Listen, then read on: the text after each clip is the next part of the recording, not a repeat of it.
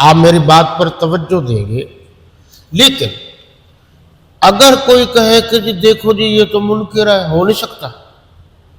کیوں نہیں ہو سکتا؟ انک علی کل شیء قدیر، اللہ تو ہر چیز پر قادر ہے. اس میں شک نہیں کہ اللہ ہر چیز پر قادر ہے، لیکن جو اللہ نے قوانین بنائے ہیں اس کی مطابقت سے چلو گے تب اس کا رزلٹ آئے. اللہ کے قوانین کو چھوڑ کر اپنی مرضی سے آپ جو رزلٹ لانا چاہتے ہیں وہ نہیں ہو سکتا. میرے خیال میں میری بات آپ سمجھ گئے ہوں گے. جو لوگ یا جو خواتین خاص کر جن کے اشاروں پر نعرے لگا رہی ہیں ہمارا جسم ہماری مرضی، تو وہ قوانین فطرت، قوانین خداوندی سے ہٹ کر اپنی مرضی کے مطابق قوانین بنا رہی ہیں، تو وہ رزلٹ نہیں نکلے گا جو اللہ اور اس کے رسول کے قوانین کی اطاعت میں ہے. کبھی یہ نہیں ہوگا کہ جب اس قسم کی عورتیں ہوں اور پھر وہ توقع رکھیں کہ اولاد ہم سے پیار کرے گی، ہمارے لیے اچھا سوچے گی، ہماری خدمت کرے گی. یہ نہیں ہوگا. پھر یہ جو اولڈ ہومز ہیں یہ اسی وجہ سے بنائے گئے.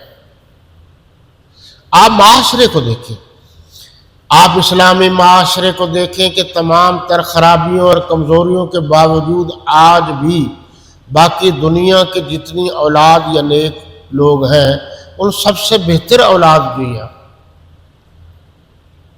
آج بھی بیٹا تمام تر کمزوریوں کے باوجود ہمارے معاشرے میں کافی حد تک ماں باپ کی بات مانتا. تو وہاں جو معاشرہ ہے اس کی اصلاح بھی ان آیات میں مقصود ہے. ان سعیکم لشتی، کہ تم لوگوں کی کوشش طرح طرح کی ہے، مختلف کوششیں. کوئی ادھر جا رہا ہے، کوئی ادھر جا رہا ہے، کوئی ادھر جا رہا ہے. اللہ نے فرمایا ادھر ادھر جانے کی ضرورت نہیں، تم جو چاہو کر لو. دن کو رات نہیں بنا سکتے، رات کو دن نہیں بنا سکتے.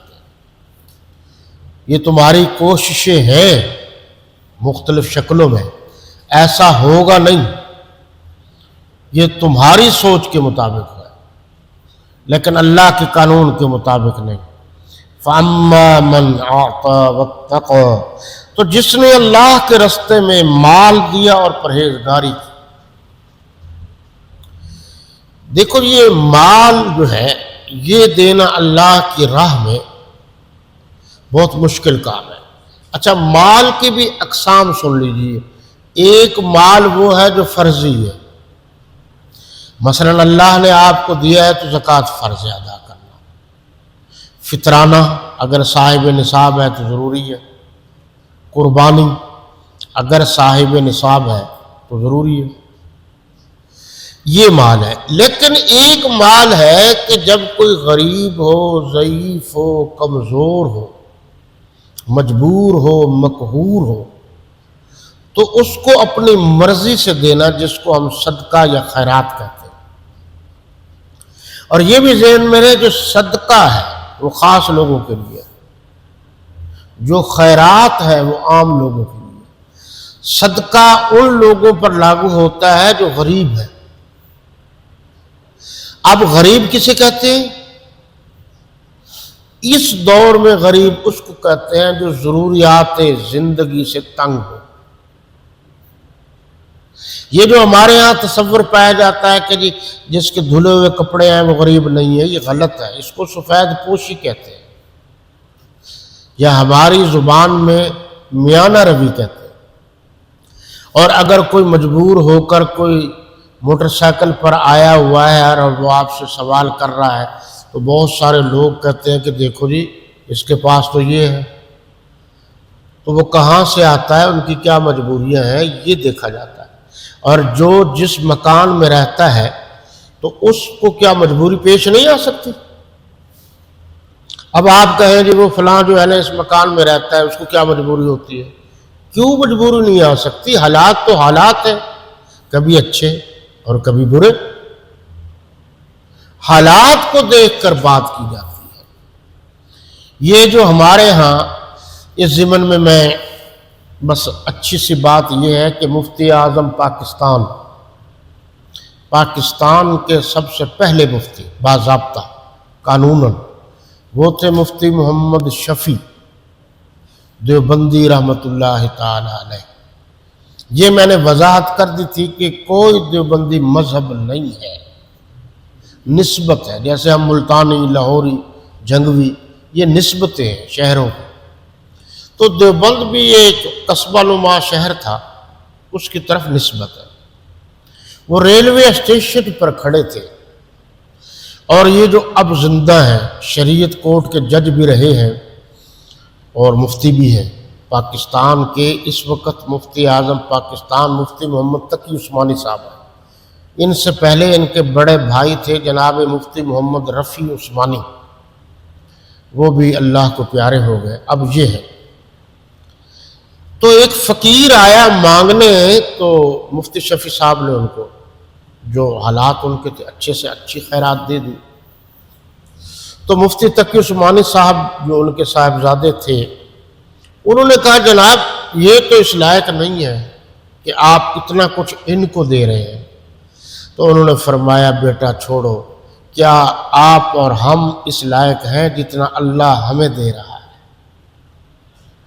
اس میں کوئی شک نہیں کہ ہر شعبے میں 2 نمبری ہے، یہ مانگنے کے سلسلے میں بھی 2 نمبر لوگ پائے جاتے ہیں، لیکن اگر آپ کو یقین ہو کہ 2 نمبر ہے پھر تو ٹھیک ہے۔ یقین نہ ہو تو بعض کوئی مسافر ہوتا ہے، کوئی گھریلو مجبوریاں ہوتی ہیں، بہت سارے مسائل ہوتے ہیں، اور سفید پوش لوگ ہوتے ہیں، اپنا بھرم برقرار رکھتے ہیں، اور ایسے لوگ بھی دیکھنے میں آئے جن کے پیٹ میں کچھ نہیں ہوتا، مجبور ہوتے ہیں لیکن بظاہر اپنا بھرم برقرار رکھتے ہیں۔ ان لوگوں کا خیال رکھنے کا حکم ہے۔ یہاں بھی وہی بات ہے، جس نے اللہ کے راستے میں مال دیا اور پرہیزگاری کی۔ مال دیا اور پرہیزگاری کا مطلب یہ ہے کہ احسان جتایا نہیں۔ ہمارے ہاں یہ ہے کہ کچھ اللہ کی راہ میں دے دیتے ہیں اور اسے بار بار جتاتے رہتے ہیں۔ یہ چیزیں میں نے دیہات میں بہت دیکھی۔ تو دیکھو جی آنکھیں اٹھا کر مجھے دیکھ رہا ہے، فلاں وقت میں نے تجھ پر کوئی احسان نہیں کیا تھا۔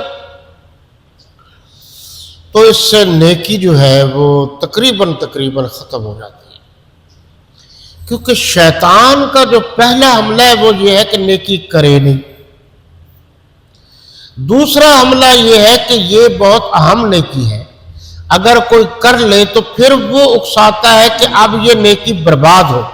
تو نیکی برباد تب ہوگی جب وہ نیکی کرنے والا، وہ مال خیرات کرنے والا اس کو جتائے گا۔ خیرات جو ہے یہ عام ہے، اس میں غریب امیر سب کھا سکتے ہیں۔ اس لیے ہمارے ہاں دیہاتوں میں ایک لفظ ہے اور بہت اچھا لفظ ہے کہ وہ جب اس قسم کا اللہ کے بندوں کو کھلاتے پلاتے ہیں تو وہ کہتے ہیں کہ خیرات ہے، یعنی سب کھا سکتے ہیں۔